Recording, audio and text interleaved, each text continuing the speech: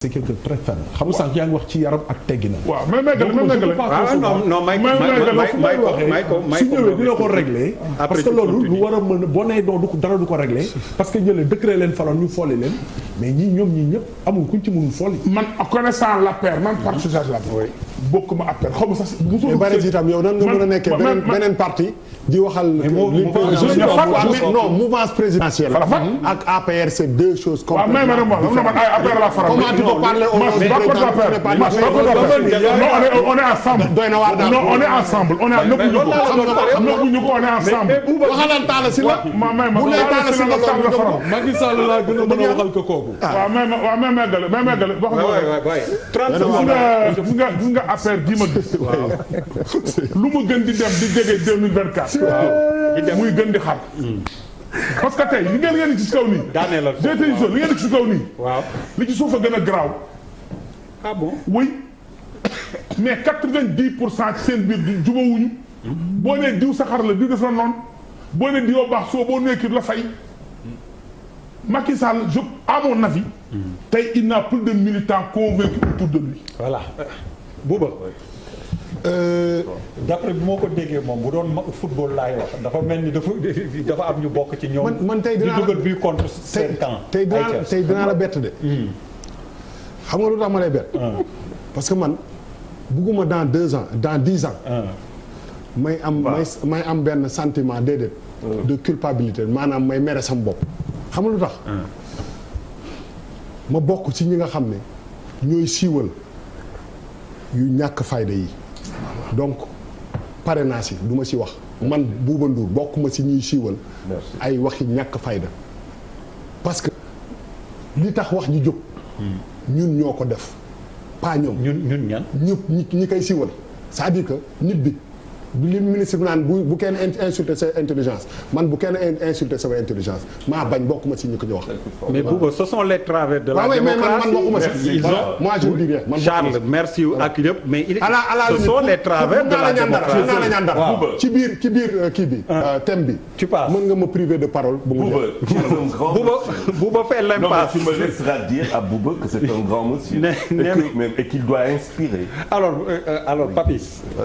en fait kii li mu wax nii ñoo xam ni dañu bokk ci équipe bu may jël image yu football sulli xon yi ba pare dugal bi contre son camp ci li mu wax. loolu la ñuy def mënuñu ko on peut pas le comparer à je ne pense pas tu sais pourquoi parce que ça c'est une exception. une exception quoi loo xam ne du luy faral di am souvent mais loo si jàng rek mooy dafa am benn dentro li italien dentro ci biir dafa am benn problème égo bu ci am. xam nga lii daf lay boo arrière ay 3 quelques mois ci ginnaaw daf lay jox beneen facette bu naay sol boo xamante ne par voie interposée la Souleymane Bachir Diagne ak Boris. opposé wu nañ fi xeex xuloo mais ku nekk day teg lu ñuy wax ci wàllu xam-xam. mais c'était un débat d'intellectuel. Non c'est pas pour rien que j'essaie de faire la comparaison. Là et d'égo. Et waaw intérieurement. Oui, mais débat d'intellectuel quand même. D'intellectuel mais quand même d'intellectuel sur des arguments c'est pas des insultes quoi c'est des arguments dañuy asseoir une analyse sur la base des références et tout di la jàngal yow ngay lire tu as même envie que yàlla na ma yàlla ba xuloo bi continuer quoi parce que tu comprends. donc quand tu traverses loolu nga ñëw yem ci lii c'est le mot encore comme disait le tubaab le mot est haïssable man la quoi affaire la man la donc mënuma si sori parce que c'est personnel bu affaire dëkk bi c'est vrai qu'ils ont les statuts de député mais daal li ma si mën a wax daal mooy am na leneen lu ñu leen di xaaree lu dul lii. Malal. waaw damay fàttaliku sama benn grand frère Badou gaañu na il disait xuloo polu mbalit la. lu waay jekku rek daf ciy def quoi. donc loo am comme élément rek et puis personnellement du ma nit boo xamante ne damay apprécier nit bu naan bu ma déggee nit bu naan nit li ma la xamal. ku nekk c'est vraiment dégueulasse et c'est lâche. loolu c'est de la lâcheté parce que nit ku ne. am na looy nëbb. jardin secret. moo tax ñu naan sutura. moo tax ñaan sëriñ yi bu ñuy ñaan ne yàlla nañu yàlla suturaal parce que kan moo amul lu muy nëbb. lan moo am aujourd'hui Alliance pour la République est devenue Alliance pour les règlements de compte loolu moom moo am Alliance pour les règlements de compte mais moi je m'intéresse à ce qui li génn ci waxtaan bi li génn ci waxtaan bi mooy diw jox nañ ko ay intrant diw amel na nangam 45 nangam diw dafay tëdd ak jabaru jàmbur diw dafay def lii diw dafay def la il faut amener le problème au niveau de la justice parce que ay sénégalais ñoo woote pour ñoom fal leen ñu ñuy représenter ci pencu ndaw réew mi donc c'est des gens qui doivent nous respecter bu ñu delloo ci ku ci nekk par rapport ak lan nga doon lan mooy opinion wu sénégalais yi wala opinion wu nit ñi ci Yakham Mbaye est-ce que son corps le respecte fi mu nekk en tant que journaliste parce que pour man am na looy boo diriger lu mel ni Soleil journal bu am solo bu am importance ba léegi sax yeneen journaux yi Soleil lañ leen di wooye wutal ma kayitu Soleil laxasal ma ci mburu bi journaux yëpp Soleil lañ leen di wooye parce que ci sunu conscience collective dafa am lu mu représenté. waaw mooy ndeyu journal. entrée en sixième Soleil lañ ko doon bind boo admet ngay diriger lu mel noonu après ñu lay dégg ngay wax waxu kecew et très sincèrement on a besoin qu'un type comme Yakham nous fasse des réflexions très intellectuelles sur le pays sur la situation et cetera et cetera beneen mbir bi ci topp si selo mi ngi xuloog moom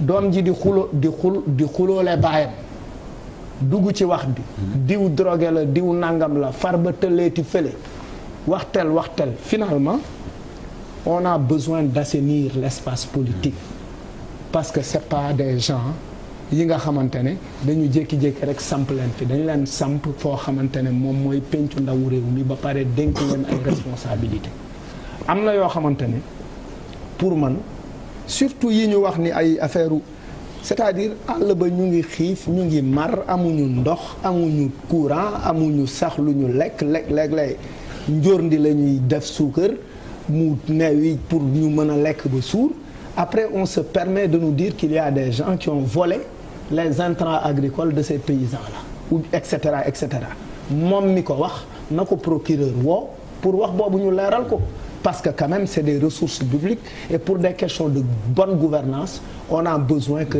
ces choses comme ça soient éclaircies. Alors Barézy, tu es d'accord comme il dit que finalement révélation yi yëpp mujj sur la table du procureur. Pas sur la place sur la table du procureur mais am na lu bëri lu ci di lu leer. mooy li ma leen njëkk a wax sànq li taxul woon ñu fal leen. yaa xam bu ne Cissé Lo détourné na lii jox nañ ko loo xam ne waru ko woon am lu ñaaw la. taxul woon parce que bi ñuy fal président Macky Sall Sénégal yëpp dañ ci am yaakaar bi ñu ñëwaatee amaat yaakaar ci moom.